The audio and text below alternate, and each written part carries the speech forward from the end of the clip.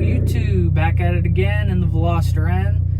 In the last video I was kind of giving a walkthrough on how to drop the subframe and get all the stuff out of the way to put a clutch in one of these bad boys. I ended up going with the Uniclutch, the sport model of that lineup. I believe it's rated for like 650 foot-pounds of torque. I'll never need that, but it's always nice to have some ceiling. Supposed to be a little bit more oriented towards like that street track in the middle, so if you like doing some track days, it isn't a full-blown like track clutch, but also supposed to have a little bit more bite and longevity than say your typical street clutch. For the break-in period on those clutches, I've kind of seen anywhere between like 300 to 600 miles or so. Right now I have about 1,250 miles on this clutch. So I figured one thing to note, when these first go in, the break-in period definitely does not represent what you're gonna get in the long run.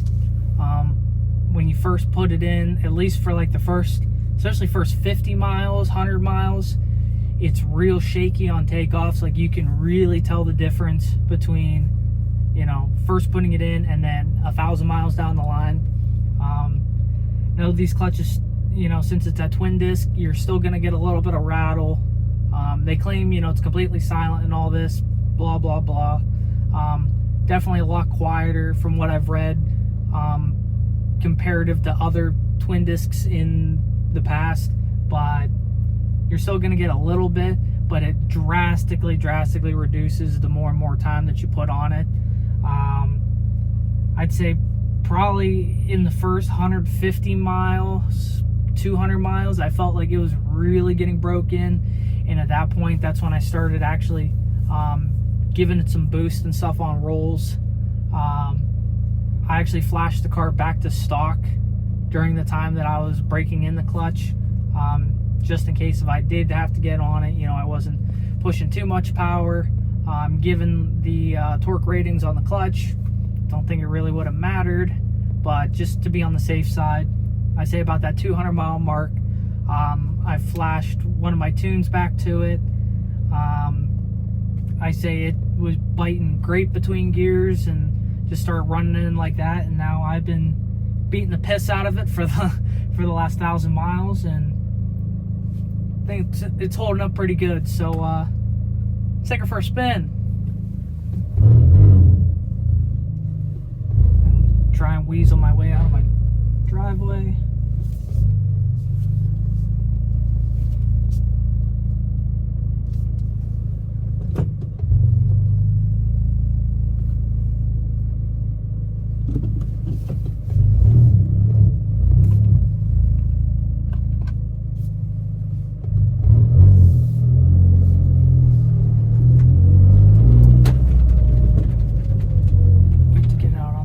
Here,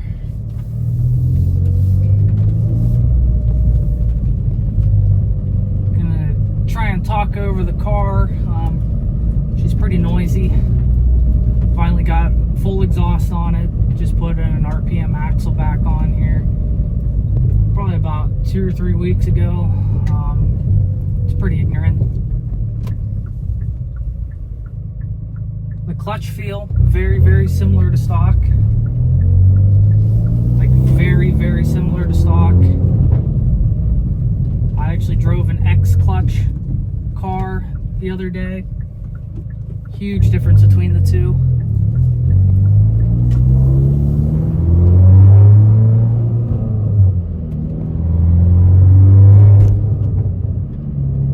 I say still shifts smooth.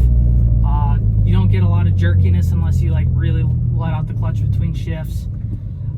I say it's very streetable. Come on, buddy, what are you doing?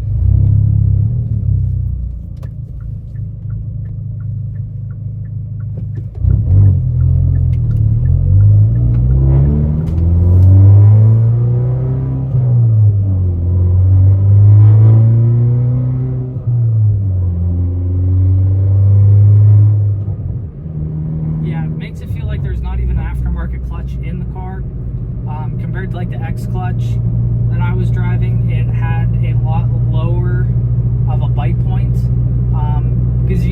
far as the bite point on these, on the clutches, like, you know, you got to bring it up a good bit.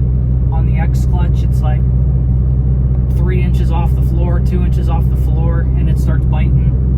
It feels like a lot more of a traditional aftermarket clutch. You have a lot more pedal tension. The X clutch actually sort of reminds me of operating like a manual clutch, one without any hydraulics or anything like that.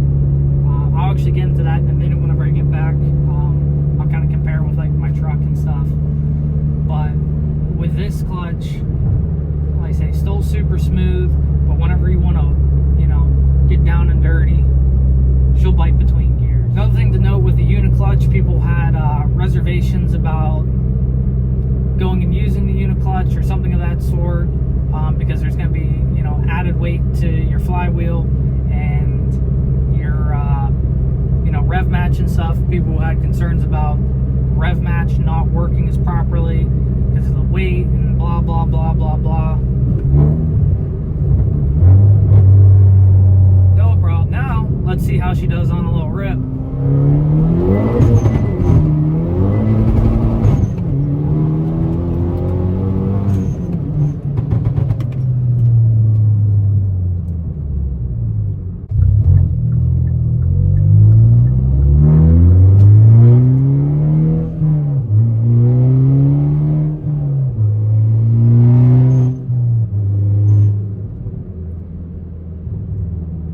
Very comfortable pedal feel, very similar to stock.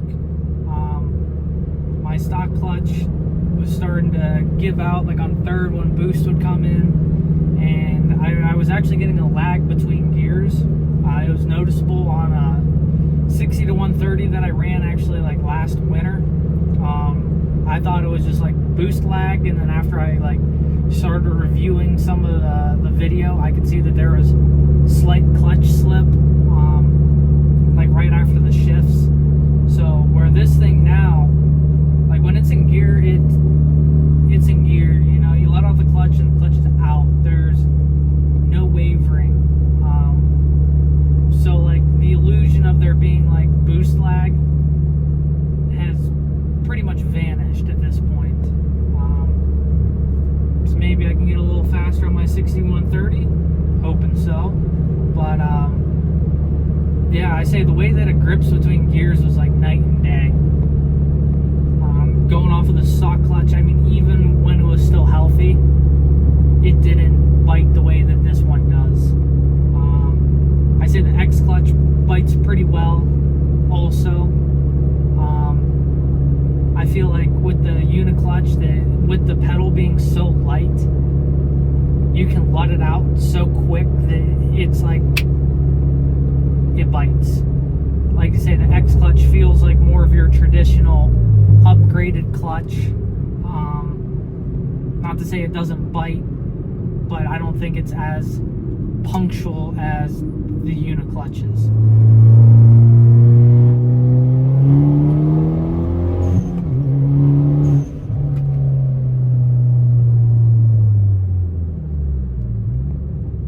So one thing I want to demonstrate is the pedal feel.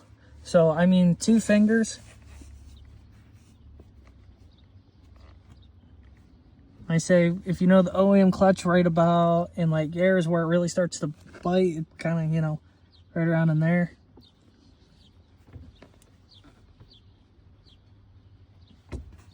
Now the pedal feel in my 2019 Spark manual, real Spark, also has a hydraulic clutch. Just about the same pedal feel as an OEM 98 horsepower Econo hatch.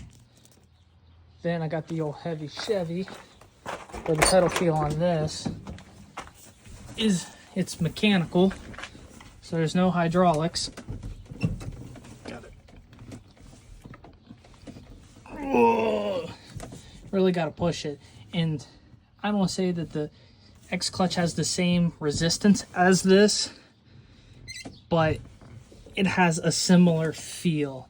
So whereas like with the Uniclutch and the Spark, real easy hydraulic setup, the X clutch has more of a manual feel to it, in my opinion. So yeah, that's pretty much my review of the Uniclutch. Any questions, concerns, other stuff that you guys might have some inquiries about, feel free to reach out. Anything else that I got going on the good old Korean missile, or any of the other projects that I got, or just hell, if you want to ask about the Spark, for God's sakes, I don't care. Just let me know. Hit me up. I'll do something about it.